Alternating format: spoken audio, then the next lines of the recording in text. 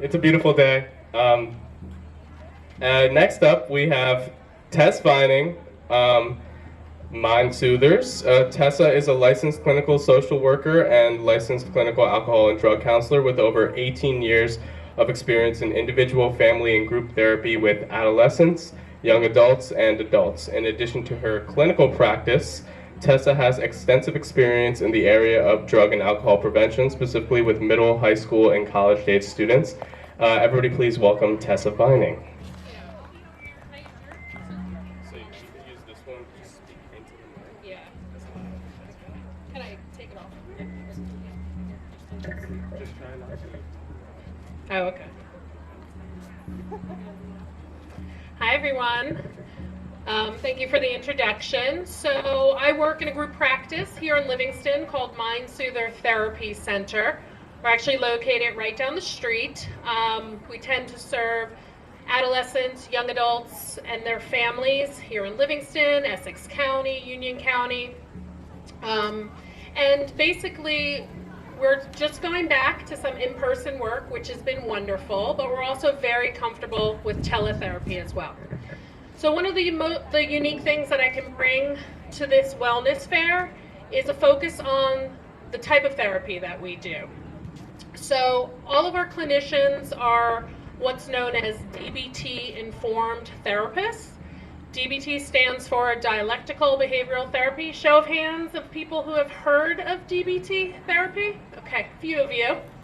Not surprising. It's not that well known, although it is a really informative, skills-based therapy that really helps people modulate their emotions, build more awareness around what they're thinking and feeling, and how that informs certain behavior urges. So what we're trying to do when it comes to our therapy with clients, as well as being DBT informed, is really building awareness of what people are thinking and feeling, and again, how that leads to behaviors. And we want to try to minimize, okay, we're looking to minimize or decrease behaviors that have negative consequences. So I'll give you a quick overview of what DBT is. There are 4 modules in dialectical behavioral therapy. The first one is a mindfulness module. That module is used to help people kind of ground themselves in the present moment, start to tune themselves inward to start to understand a little bit better what's happening within their body and how that's informing them or sending them a message. So if my stomach is hurting, I want to tune into that and say, God, it's strange, my stomach just started hurting. And then start thinking a little bit more, well, I guess that makes sense, right? I'm feeling anxious, I have a math test later, so I guess it makes sense that my stomach's hurting. Well, if I'm feeling anxious for my math test, what are some things I can do to cope ahead in order to minimize the feelings of anxiety in order for me to be effective when I sit down to take that math test? So again, the first module is mindfulness. We're using that to tune into ourselves as well as pay attention to the external triggers happening so that we can understand too what in our environment affects us and informs us. The second module is emotion regulation. So in this module, we're looking to build awareness around what I'm feeling, maybe why I'm feeling this thing. We start to be able to understand the intensity of our emotions. Am I feeling too hot at this point? Am I feeling too hot, too emotional, too intense, too much intensity in the emotion to be able to function effectively?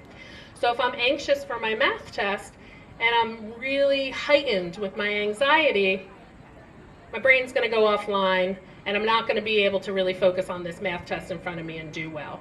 So what are some skills I can use to bring down the anxiety so again I can function better?